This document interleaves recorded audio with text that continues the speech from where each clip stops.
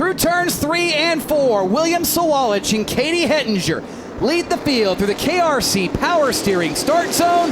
Green flag is out, and the Fluid Logic 225 by Food Country USA is underway.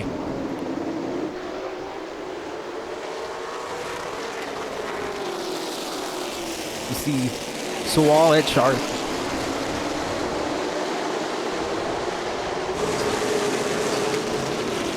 Lap 1, William Sawalich over Katie Hettinger is Gavin Bichelle, and look at him fan out a little bit further back there behind him. Nobody has been able to do anything with William Sawalich this year, it feels like. And right now, Katie Hettinger has given him about the biggest end of the business we've seen so far early in a race this season. So she might be the one that upsets William Sawalich. Only time will tell, but would not surprise me to see that young lady get the job done.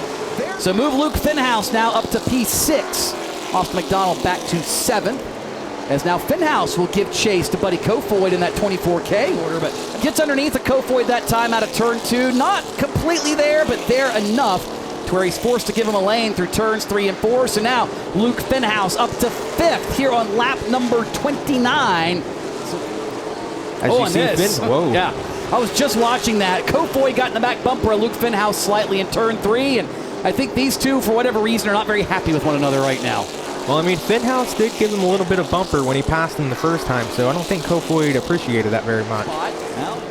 And caution on the speedway. We've got one car slow in turn number 4. That is Rusty Skews on the bottom of the racetrack.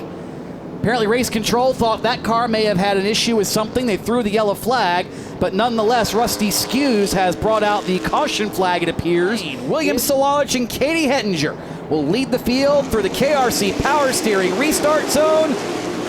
Stacked up a little bit, but they're off into the first turn, and Rusty Skews gets out just barely ahead of this field. See Sawalich clearing Hettinger, and here comes Gavin Bichelle underneath Caden Quapple, trying to clear the 35 machine.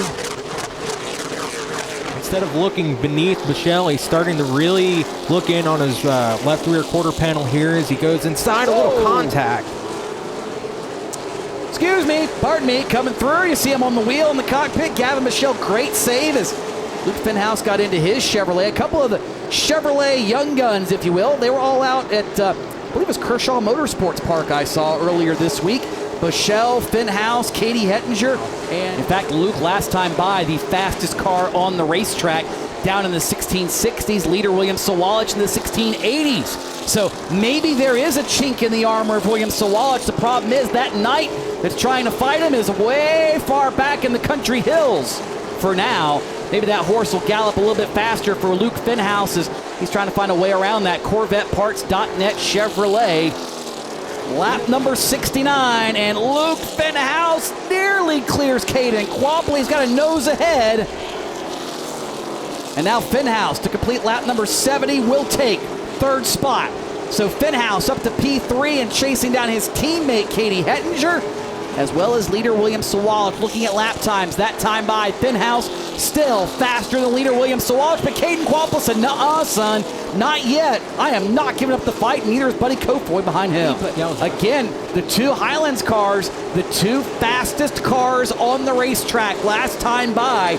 Katie Hettinger reeling in William Sawalich slightly. Fenhaus lost a bit that time, but those 96 cars, they are both starting to shine now. The sun is going down. Like you said, Hettinger running the fastest laps of the race right now. She's within 0.6 of a second. She's gained about a 1/10 the last couple of laps on that 6 car of William Sawalich.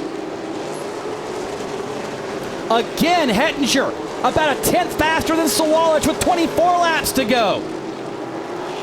Could this be William Sawalich's streak in the Pro Late Model Tour for the Solid Rock Carriers Cars Tour? Could it be over? Well, we're going to find out in 23 laps. But first, let's see if Caden Quapple can get around Luke Fenhaus. They now side by side off turn 2. There's the leader, William Sawalich. The gap now officially 0.8 of a second and change last time by.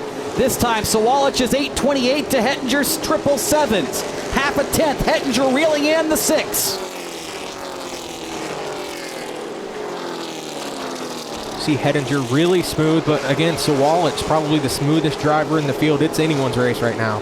It is. Lap times again half a tenth. Katie Hettinger and William Sawalich one more time. Bad news, though, for both of them. Perhaps more traffic immediately in front of them. If you're Sawalich, you're thinking back to Hickory. You're thinking back, oh no, again? Yeah, we saw that in the late model stock portion of the Throwback 276. Once more, Hettinger 3/4 of a tenth. It's now measured in feet. It's not measured in tenths. It's about 2 car lengths in the turn number 3. A little more traffic ahead of them. That's Ruben Caceres Jr. in the 77. Sawalich chooses the outside. Hettinger's there. It's down to less than a car length. Big slide. Hettinger, major loss of grip. So bad she backed out and thought she had a problem. There is no doubt Katie Hettinger's driving that car for all it is worth, and she has now got 5.5 laps to make up all that real estate. It's going to take a major mistake on the part of the Raging Rooster to give this one up at this point, or some sort of parts failure. Off turn number 4. White flag is in the air for William Sawalich. In pursuit of his 5th career Solid Rock Carriers Pro Late Model Tour win. Sawalich navigates the backstretch. Traffic will not be a problem. Katie Hettinger nowhere within striking distance, and William Sawalich does it again, this time at Motor Mile Speedway in the Fluid Logic 225, presented by Food Country USA. I joked with you yesterday, make it entertaining. How concerned were you those last 25 laps with Katie Hettinger reeling you in a half a tenth a lap, it felt like, for every single one of those? I was a little concerned. Car kept getting really tight, but I knew she had a good car, so just had to stay as consistent as I could and hoping she would mess up. Traffic seemed to play a factor in that one. I know you lost the Throwback 276 because of traffic. How much did you learn that night that you used here that got you here to Edelbrock Victory Lane? Yeah, I think the Throwback was very exceptional. I think it was a different type of traffic, but this traffic was a little bit more difficult than I expected, but just tried to get around it as quickly as I could, and hopefully she would do the same. I ain't got to do math for you. You know you gained points on Luke Fenhaus in the championship. Is that going to change how you approach this, or you just still come to win races? Still come to win races, do my best, lead every lap, and get the pole. There you have it, William Sawalich. There's one way to maximize points: win them all, lead them all, and put it on the pole. P2 for Katie Hettinger. And Katie, we talked a little bit after Tri-County, and you felt like that you didn't get the result that run deserved. You felt like you had more pace, and the luck just didn't fall your way. You got caught up in it. Does this count as a bit of redemption after the way that race played out? I think definitely our results do. We were able to bring it home in second, which I'm very happy with. Those last, I think it was 5 laps, my car started shutting off, and we did not know why. I think, in my opinion, I think I was right under William. I probably could have had him, but you know, it just didn't turn out. I'm still happy with the second. My team busted their butt. Team Chevy, K1 Race Gear, Concord, all the team, Highlands team, they busted their butt all day, and we had a really fast car. So I'm glad I could finish the race and bring it home in second for them.